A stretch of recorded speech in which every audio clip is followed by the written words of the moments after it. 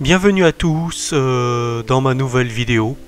Aujourd'hui, nous allons découvrir une révélation fracassante. Les témoins de Jéhovah, les Rockefeller, JP Morgan et Rothschild.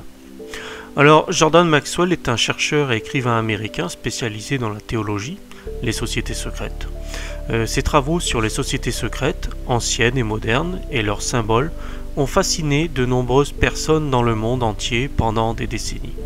Il est considéré comme l'un des grands noms du monde des théories du complot. Donc c'est quelqu'un qui est très connu.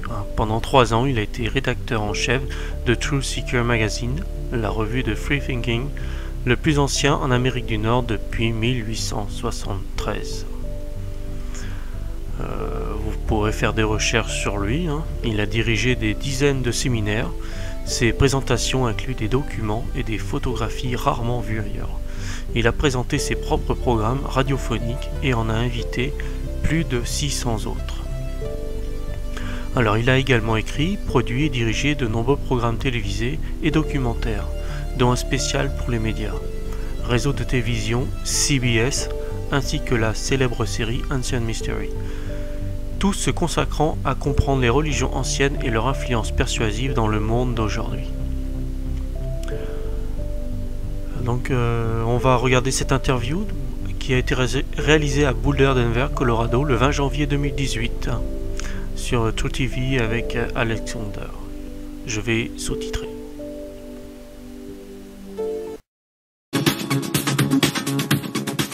Thank you very much, Jordan Maxwell, for joining us for this interview for Age of Truth TV. It's wonderful that you would invite us to come here to your house in Colorado. Well, thank you for thinking enough of me to want to interview me. I appreciate that. You've been doing so much work revealing secrets about this global conspiracy for 60 years almost.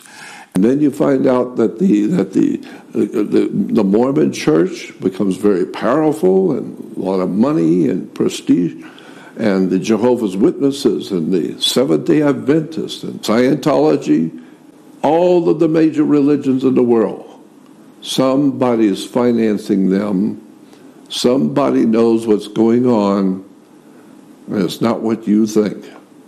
And so when you begin to see the major religious movements in the world, and Jehovah's Witnesses is one cult that I know about. I know things about the Jehovah's Witnesses most people will never be privy to know. Really? Yes. Like what? For instance, I went out to dinner back in 67, 68, in Los Angeles. There was a big Jehovah's Witness convention, big one. And so 3 of the, what they call the governing body, the 12 men who sit in New York City, who govern the whole movement of Jehovah's Witnesses, well, 3 of them were there in Los Angeles.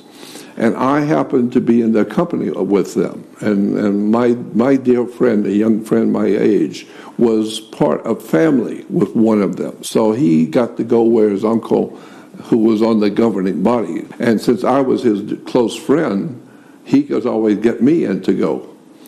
And so I went to dinner with the 3 members of the governing body of Jehovah's Witnesses. You're observing. Yeah, just observing. Mm-hmm. When the conversation finally quieted down, I asked one of the members of the governing body, once a year you put out a yearbook telling the world what you've done and what you're doing and all that. And in the yearbook this year it says something to the effect that the Watchtower Society has paid out in salaries over $67 million, which does not account for all the money that they're buying land and property and printing presses and big properties in Europe and opening up big operations and printing operations in Asia and all that's all big money. But they said they had just paid out $67 million in just salaries alone for construction, for people who are doing things for them. That's a lot. That's a lot of money. And so I said to him, I I'm aware of Jehovah's Witnesses in Los Angeles. And some of the wealthiest areas where Jehovah's Witnesses are, they tell me they're having problems just paying their rent.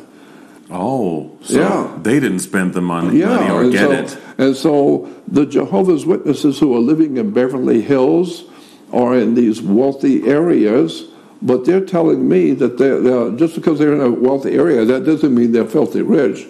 And so they are having problems paying their rent and paying utilities and things. Right. And so I said, Jehovah's Witnesses are not known as being a wealthy, powerful organization. No. And yet they're buying properties all over the world. They're buying printing presses. That's not cheap. And they're paying out $67 million in just salaries alone. Where are you getting the money? That's what I'm curious about, because all the witnesses I know in wealthy areas here in L.A., they don't have anything. They're struggling just to pay their bills like everybody else. There was a young man, young Greek boy, but he, I didn't realize, was the chief accountant for the Watchtower Bible Tract Society. He's the chief accountant. Mm-hmm. So I said, so where are the Jehovah's Witnesses getting this money? Mm-hmm. And he said to me, in front of everyone, he said, we have two corporate accounts. One is Chase, is the Chase Bank in New York, Rockefeller's Bank, and another one is the what is it in Philadelphia? J.P. Morgan Guaranty Trust. Back then, it was Morgan Guaranty Trust in Philadelphia and Rockefeller Bank in New York. And I said, so they were funding the Jehovah's Witnesses? That's right. They fund Jehovah's Witnesses. So he said, so I said, explain that to me. He said that we have an open account with those two banks. And I said, what does that mean, open account? And he said, basically it means once a year they give us a checkbook. And whatever you write is covered. That's simple. Oh, how convenient. Very. And I said, you mean on the scale that Jehovah's Witness Watchtower spends money? They're writing out millions of dollars in checks, and it's covered. And he said, whom? To the people in the administration? Yeah, the administration of Jehovah's Witnesses, the governing body, the New York headquarters. Well, when they write checks, those are big checks. Well, he just got to telling me that it's covered. Don't worry about it. Whatever you write, it's covered. So I thought to myself, wait a minute. And I didn't say anything, but it struck me that Jehovah's Witnesses are always talking about this evil world and all these evil people and the bankers and the evil government. And yet it's the Rockefellers and J.P. Morgan that are financing you. Why would they do that, the Rockefellers and J.P. Morgan? Because Jehovah's Witnesses, like all the other York Rite religious systems, they're referred to as York Rite systems, are preparing the people around the world to accept a political establishment which is coming. And the political government which is coming, it's not here quite yet, is going to be promoting that they are from God. It's God's kingdom. And God is bringing a new, wonderful, new order to the world. It's called the New World Order. The New World Order. That's what it says in the Watchtower publications. Many, many times in Watchtower publications, it talks about the coming New World Order, in which the Lord himself, God, will oversee this new government, and there will be a wonderful new way to live, and no more war, and it's all going to be wonderful, and the Rockefellers and the Rothschilds are paying for it. You like that?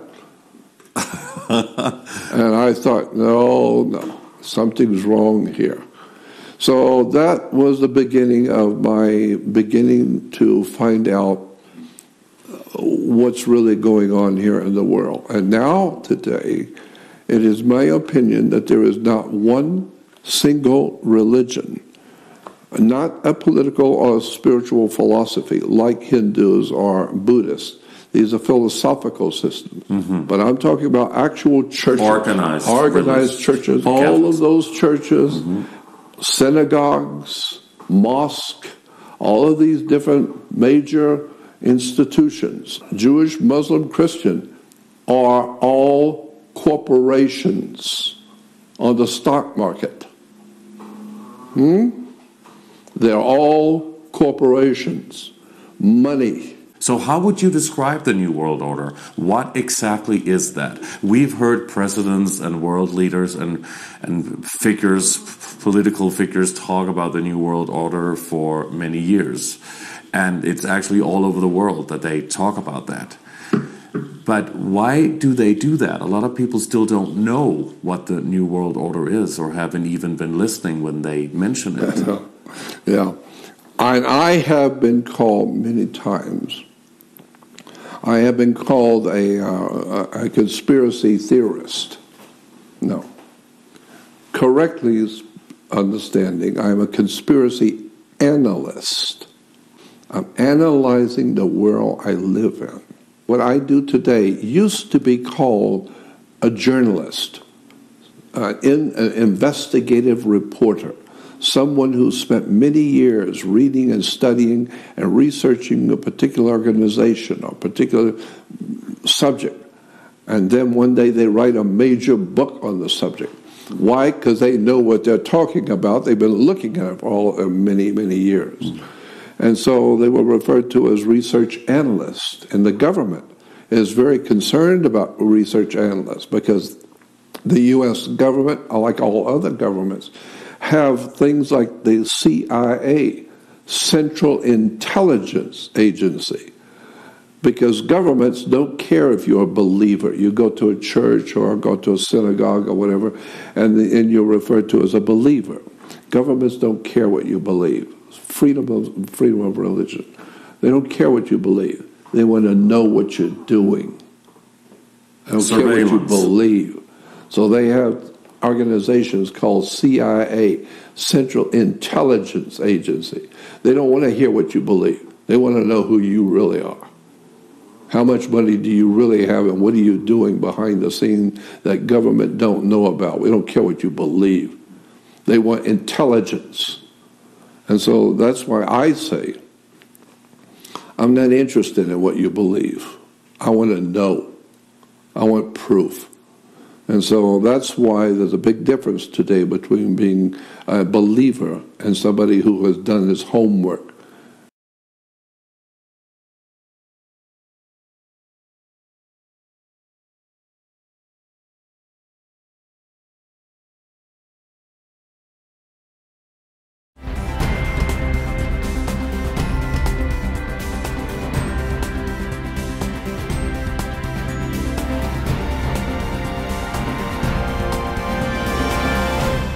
On October 2nd, 2013, Jehovah's Witnesses finalized the sale of a 5-building complex that represented a major part of their history in Brooklyn, New York. That the people I've dealt with have all been, I'd say, first and foremost, of high integrity. You know, a handshake means something with the witnesses. It's much easier to transact with a group where there's a high level of trust. And it's always nice to see when so many people are working for a cause and really trust each other and are, you know, very competent at what they do. Of all the financial titans and philanthropists of the 20th century, none are more complex or mysterious George than Soros George Soros. est un Like Carnegie, milliardaire J.P. Morgan and the Rockefellers, he amassed billions through ruthless business qui a des decisions. connexions avec Jared Kushner, tout comme le JP Morgan, Rockefeller et Rothschild. Recapitalize the banks, and then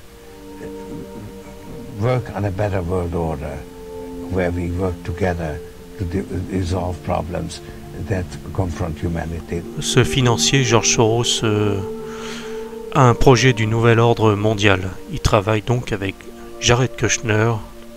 Ils sont tous dans la même optique. Voilà, je voulais vous faire découvrir ces révélations et je vous souhaite une bonne semaine, un bon week-end et n'hésitez pas à laisser vos commentaires. À bientôt, ciao.